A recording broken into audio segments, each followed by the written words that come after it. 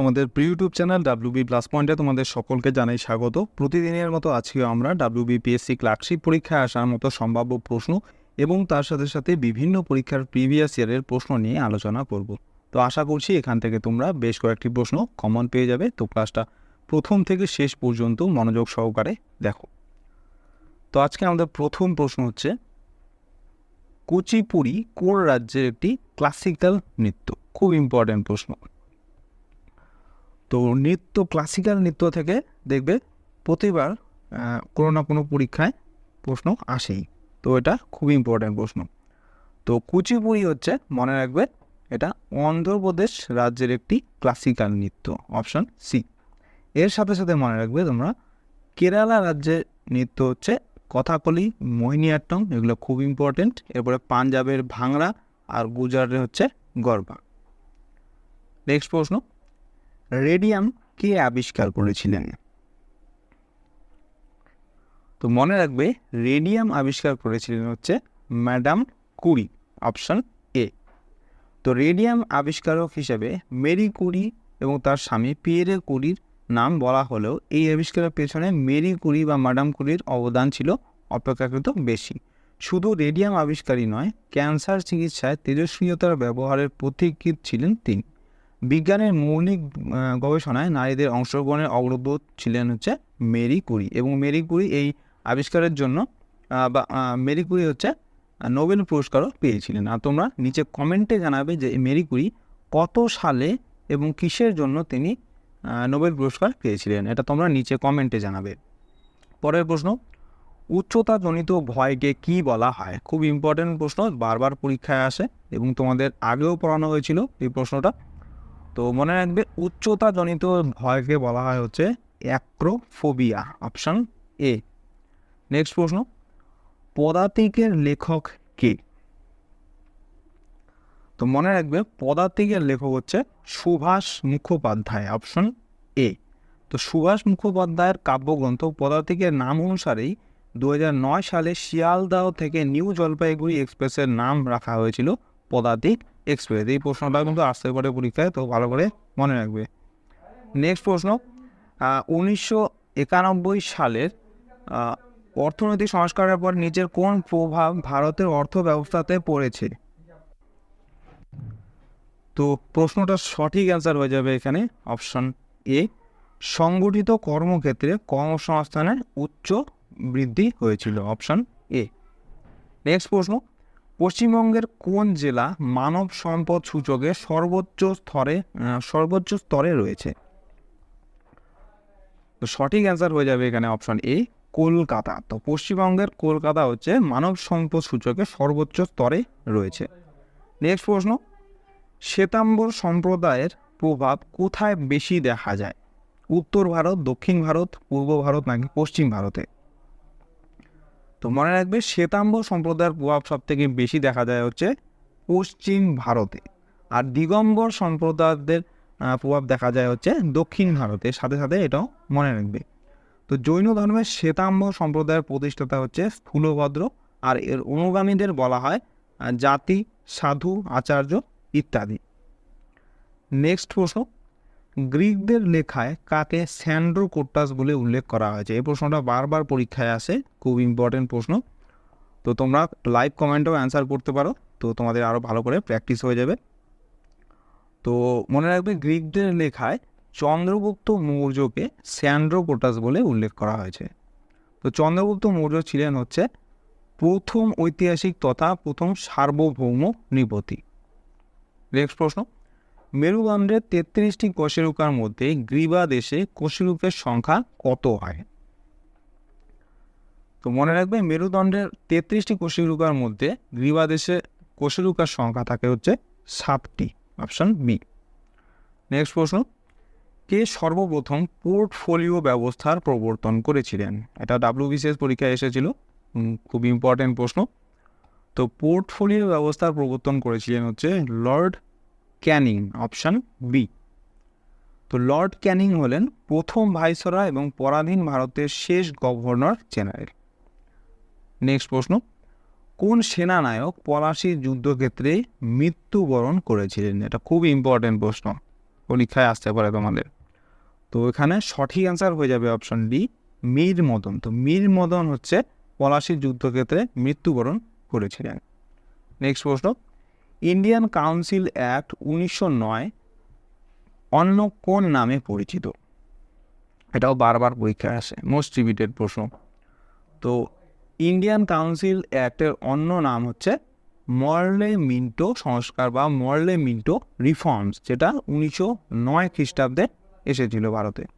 তো এই আইন মরলে মিন্টো সংস্কার আইন নামে পরিচিত। লর্ড মরলে ছিলেন হচ্ছে সচিব, আর লর্ড মিন্টো ছিলেন তখনকার ভারতের ভাইসরয়। কেন্দ্র ও প্রাদেশিক আইন পরিষদের সদস্য সংখ্যা বাড়ানো হয়েছিল এই সংস্কারের মাধ্যমে। আর সাম্প্রদায়িক ভিত্তিতে নির্বাচন ব্যবস্থা চালু হয়। মুসলিমদের জন্য পৃথক নির্বাচক মণ্ডলী গঠিত হয়। আর লর্ড মিন্টোকে বলা হয় হচ্ছে ফাদার অফ কমিউনাল ইলেকটোরেট। এই প্রশ্নটাও বারবার পরীক্ষায় আসে। নেক্সট প্রশ্ন, কোন ধরনের কর আয় বৈষম্য কমিয়ে দেয়? তো অ্যান্সার হয়ে যাবে option B, progressive tax.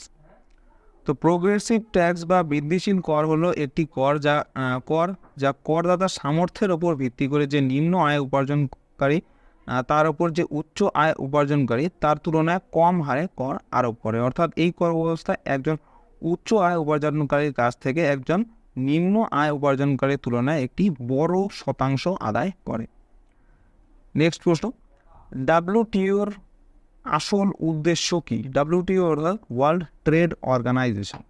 World Trade অর্গানাইজেশনের আসল উদ্দেশ্য হচ্ছে বহুপাক্ষিক বাণিজ্যের প্রসার ঘটানো, অপশন ডি। নেক্সট প্রশ্ন, 10 ডিগ্রি চ্যানেল পৃথক করেছে কাকে? এটা তোমাদের আগেও পড়ানো হয়েছিল এবং খুব ইম্পর্টেন্ট প্রশ্ন।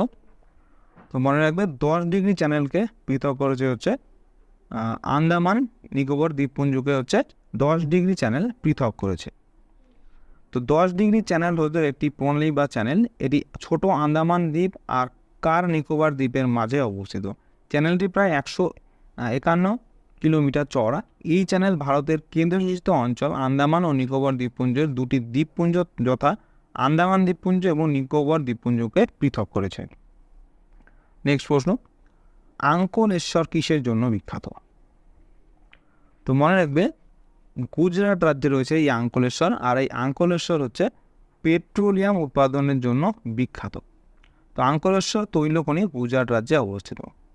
নেক্সট প্রশ্ন, প্রথম ভারতীয় সংবাদ সংস্থাটির নাম কি? খুব ইম্পর্টেন্ট প্রশ্ন এটাও। তো সঠিক অ্যান্সার হয়ে যাবে এখানে option B, free press of India. এটা হচ্ছে প্রথম ভারতীয় সংবাদ সংস্থা। নেক্সট প্রশ্ন, 2011 সালের আদমশুমারি অনুসারে কোন রাজ্যে ভারতে জন্মের হার সব থেকে বেশি ছিল? খুব ইম্পর্টেন্ট প্রশ্ন। এই 2011 সালের যে আদমশুমারি, এখান থেকে প্রতিবার পরীক্ষায় কোনো না কোনো প্রশ্ন এসেই থাকে। তো এটাও একটা খুব ইম্পর্টেন্ট প্রশ্ন। তো মনে রাখবে 2011 সালের আদমশুমারি অনুসারে মেঘালয় রাজ্যে হচ্ছে জন্মের হার সব থেকে বেশি ছিল। নেক্সট প্রশ্ন, তুলা গবেষণাগারটি কোথায় অবস্থিত? তো মনে রাখবে তুলা গবেষণাগারটি হচ্ছে নাগপুরে অবস্থিত, অপশন এ। নেক্সট প্রশ্ন, ভারতে লোহা উত্তোলনে কোন রাজ্য প্রথম স্থান অধিকার করে? এটা তো কম বেশি তোমরা সবাই পারবে, আগেও পড়ানো হয়েছিল এবং সোজা প্রশ্ন। তো সঠিক অ্যান্সার হয়ে যাবে অপশন বি, উড়িষ্যা। উড়িষ্যা রাজ্য হচ্ছে লোহা উৎপাদনে প্রথম স্থান অধিকার করে ভারতের মধ্যে। তো উড়িষ্যা হলো ভারতের সবথেকে বেশি লৌহ আকরিক উৎপাদনকারী রাজ্য। এটি সামগ্রিক উৎপাদনের অর্থাৎ ভারতের টোটাল যত পরিমাণ লোহা আকরিক উৎপাদন হয় তার 55% এই উড়িষ্যা রাজ্য থেকেই উৎপাদন করা হয়। আর ছত্তিশগড়ের প্রায় 17% লোহার আকরিকে পরবর্তী বৃহত্তম পরিমাণ উৎপন্ন করে, অর্থাৎ দ্বিতীয় স্থানে রয়েছে ছত্তিশগড় রাজ্য। এরপরে অর্থাৎ তৃতীয় স্থানে রয়েছে কর্ণাটক এবং চতুর্থ স্থানে রয়েছে ঝাড়খণ্ড। কর্ণাটকে 14% আর ঝাড়খণ্ড থেকে 11% লৌহ আকরিক উৎপাদন করা হয়। নেক্সট প্রশ্ন, এদের মধ্যে কোনটি মাপক যন্ত্র নয়? তো অপশনগুলোর মধ্যে ব্যারোমিটার, থার্মোমিটার, হাইগ্রোমিটার এগুলো সবই এক ধরনের মাপক যন্ত্র। আর পিকোমিটার এটা কোনো মাপক যন্ত্র নয়, এটা হচ্ছে এক প্রকার একক। এটা হচ্ছে একটি একক। তো ব্যারোমিটার দিয়ে হচ্ছে বায়ুর চাপ মাপা হয়, থার্মোমিটার দিয়ে শরীরের তাপমাত্রা মাপা হয়, আর হাইগ্রোমিটার দিয়ে বায়ুর আর্দ্রতা মাপা হয়। এটা কিন্তু বারবার পরীক্ষায় আসে যে হাইগ্রোমিটার বা বায়ুর আর্দ্রতা মাপার জন্য কোন যন্ত্রটি ব্যবহার করা হয়। অ্যান্সার হবে হাইগ্রোমিটার দিয়ে বায়ুর আর্দ্রতা মাপা হয়। আর এর সাথে সাথে মনে রাখবে 1 পিকোমিটার সমান সমান 1 × 10⁻⁻12 মিটার। নেক্সট প্রশ্ন, উত্তর ভারতের ম্যানচেস্টার নামে পরিচিত কোনটি? তো অ্যান্সার হয়ে যাবে এখানে অপশন এ, কানপুরকে হচ্ছে উত্তর ভারতের ম্যানচেস্টার বলা। নেক্সট প্রশ্ন, চিরাগপাড়া ড্যাম কোন নদীর ওপরে নির্মিত হয়েছে? তো মনে রাখবে চিরাগপাড়া ড্যামটি হচ্ছে মহানদী নদীর ওপরে নির্মিত হয়েছে। নেক্সট প্রশ্ন, নিচের কোনটিকে ব্যাংকারের চেক বলা হয়? এটা তোমাদের আগেও পড়ানো হয়েছিল। তো ব্যাংকারের চেক বলা হয় হচ্ছে ডিমান্ড ড্রাফটকে, অপশন এ। নেক্সট প্রশ্ন, DWCRA এর পুরো নাম কি? এরকম বড় প্রশ্ন, টিপিক্যাল প্রশ্ন তোমাদের আসতে পারে, তো মনে রাখবে ভালো করে। তো DWCR এর ফুল ফর্ম হচ্ছে Development of Women and Children in Rural Areas, option C. পরের প্রশ্ন, সংবিধানের কোন ধারাতে আন্তঃরাজ্য নদীর জল এটা কটন না, এটা বন্টন হবে, তো বন্টন সংক্রান্ত বিরোধের নিষ্পত্তির জন্য বিশেষ বিধান রয়েছে? এই প্রশ্নটা WBCS পরীক্ষার এসেছিল, তো ইম্পর্টেন্ট, তোমাদের নেক্সট পরীক্ষায় আসতে পারে। তো এটা সঠিক অ্যান্সার হয়ে যাবে অপশন বি, 262 নং সংবিধানের ধারাতে এটা বলা হচ্ছে। নেক্সট প্রশ্ন, মহারাষ্ট্রের একটি গুপ্ত সমিতি কোনটি? তো অপশনগুলোর মধ্যে কোনটি একটি মহারাষ্ট্র রাজ্যের গুপ্ত সমিতি ছিল? তো এখানে অ্যান্সার হয়ে যাবে আর্য বান্ধব সমিতি, এটা হচ্ছে মহারাষ্ট্রের একটি গুপ্ত সমিতি। নেক্সট প্রশ্ন, সর্বভারতীয় মুসলিম লীগ কত সালে এবং তারিখে প্রতিষ্ঠিত হয়? এটাও কিন্তু বারবার পরীক্ষায় আসে প্রশ্নটা। তো মনে রাখবে সর্বভারতীয় মুসলিম লীগ প্রতিষ্ঠিত হয়েছিল 1906 সালের 30শে ডিসেম্বর, অপশন বি। আর আগা খান ছিলেন হচ্ছে মুসলিম লীগের সভাপতি।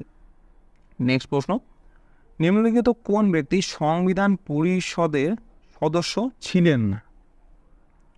তো অপশনগুলোর মধ্যে জওহরলাল নেহরু, মজহারুল হক, আব্দুল কালাম আজাদ, এরা সবাই হচ্ছে সংবিধান পরিষদের সদস্য ছিলেন। একমাত্র গান্ধীজি হচ্ছে সংবিধান পরিষদের সদস্য ছিলেন না।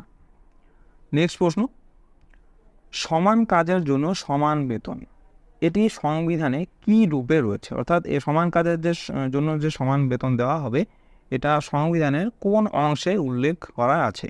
মৌলিক অধিকার, মৌলিক কর্তব্য, রাষ্ট্র পরিচালনা নির্দেশমূলক নীতি, নাকি কোনোটিই নয়? তো এখানে সঠিক অ্যান্সার হয়ে যাবে অপশন সি, রাষ্ট্র পরিচালনার যে নির্দেশমূলক নীতি বা যাকে DPSP বলা হয়, সেখানে হচ্ছে সমান কাজের জন্য সমান বেতন, এই কথাটি উল্লেখ আছে। নেক্সট প্রশ্ন, একক সময়ে বস্তুর সরণকে কি বলা হয়? খুব ইম্পর্টেন্ট প্রশ্ন, এখানে তোমরা কনফিউজ হয়ে যেতে পারো দ্রুতি এবং বেগের মধ্যে। তো এখানে বলে রাখি, একক সময়ে বস্তুর সরণকে বলা হয় হচ্ছে বেগ, আর একক সময়ে বস্তুর অবস্থান পরিবর্তনকে বলা হয় হচ্ছে দ্রুতি। এই দুটো ভালো করে মনে রাখবে, পরীক্ষায় আসতে পারে। পরের প্রশ্ন, 2025 সালের মধ্যে কোন দেশে ডপলার ওয়েদার রাডার নেটওয়ার্কটি প্রতিষ্ঠিত হবে? এটাও খুব ইম্পর্টেন্ট প্রশ্ন, পরীক্ষায় তোমাদের আসতে পারে। তো মনে রাখবে 2025 সালের মধ্যে ভারতে এই ডপলার ওয়েদার রাডার নেটওয়ার্কটি প্রতিষ্ঠিত হবে। নেক্সট প্রশ্ন, পরীক্ষাগারে হাইড্রোজেন গ্যাস প্রস্তুত করতে কোনটি ব্যবহার করা হয়? এটাও খুব ইম্পর্টেন্ট প্রশ্ন সায়েন্স চ্যাপ্টার থেকে। তো পরীক্ষাগারে হাইড্রোজেন গ্যাস প্রস্তুত করতে ব্যবহার করা হয় হচ্ছে অবিশুদ্ধ জিঙ্ককে, অপশন সি। তো সাধারণ তাপমাত্রায় জিঙ্কের ছিবড়ার সাথে লঘু সালফিউরিক অ্যাসিডের বিক্রিয়া দ্বারা পরীক্ষাগারে H2 গ্যাস অর্থাৎ হাইড্রোজেন গ্যাস প্রস্তুত করা হয়। বিক্রিয়ার ফলে জিঙ্ক সালফেট এবং হাইড্রোজেন গ্যাস উৎপন্ন হয়। নেক্সট প্রশ্ন, কোন রাশির একক হচ্ছে ডাইন সেকেন্ড?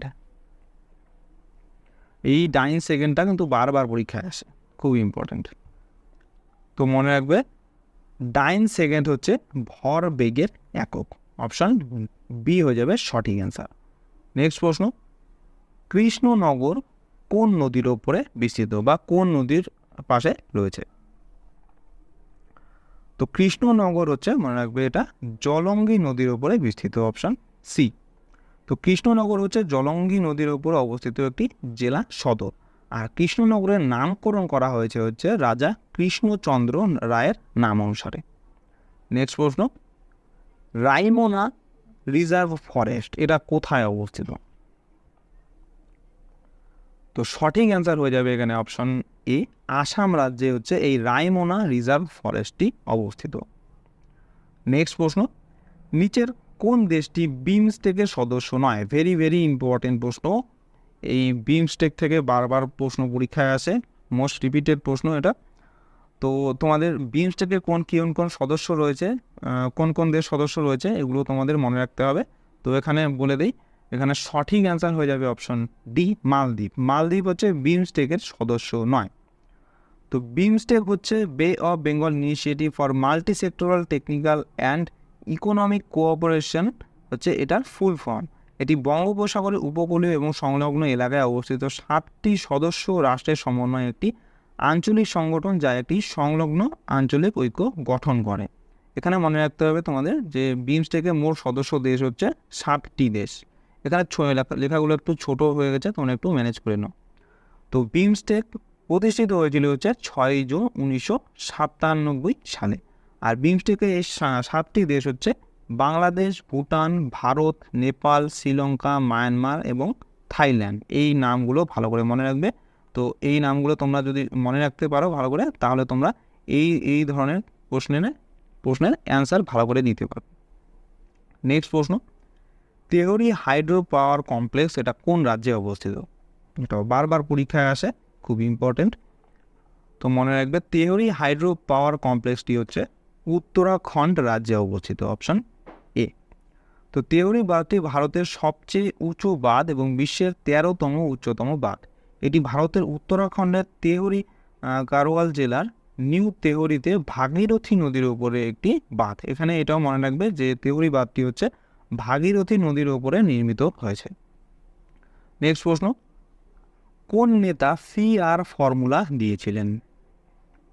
তো CR ফর্মুলা এখানেই বোঝা যাচ্ছে কে দিয়েছেন, CR অর্থাৎ চক্রবর্তী রাজা গোপালাচারী। তো CR ফর্মুলা দিয়েছিলেন রাজা গোপালাচারী। তো রাজা গোপালাচারী সূত্র বা CR সূত্র বা রাজাজি সূত্র বলা হয়। এটা ছিল ব্রিটিশ ভারতের স্বাধীনতার বিষয়ে অল ইন্ডিয়া মুসলিম লীগ এবং ভারতীয় জাতীয় কংগ্রেসের মধ্যে রাজনৈতিক অচলাবস্থা সমাধানের জন্য রাজা গোপালাচারী কর্তৃক প্রণীত একটি প্রস্তাব। নেক্সট প্রশ্ন এবং আজকের ক্লাসের লাস্ট প্রশ্ন, তো ব্ল্যাক ফুট ডিজিজ এর জন্য দায়ী দূষক পদার্থটির নাম কি? বারবার পরীক্ষায় আসে, খুব ইম্পর্টেন্ট, মোস্ট রিপিটেড প্রশ্ন। তো মনে রাখবে যে ব্ল্যাক ফুট ডিজিজ হয়ে থাকে হচ্ছে জলে আর্সেনিক দূষণের ফলে, অপশন এ হয়ে যাবে এখানে সঠিক অ্যান্সার। তো বন্ধুরা, এই ছিল আজকে আমাদের WBPSC ক্লার্কশিপের স্পেশাল জিকে ক্লাস। তোমাদের কেমন লাগলো অবশ্যই কমেন্ট করে জানাও। ভালো লেগে থাকলে অবশ্যই একটি লাইক করো এবং যদি চ্যানেলে নতুন হয়ে থাকো তাহলে চ্যানেলটিকে অবশ্যই সাবস্ক্রাইব করে রাখো এরকম আরও ক্লাসের জন্য। তো তোমাদের সাথে দেখা হচ্ছে নেক্সট ক্লাসে। ধন্যবাদ।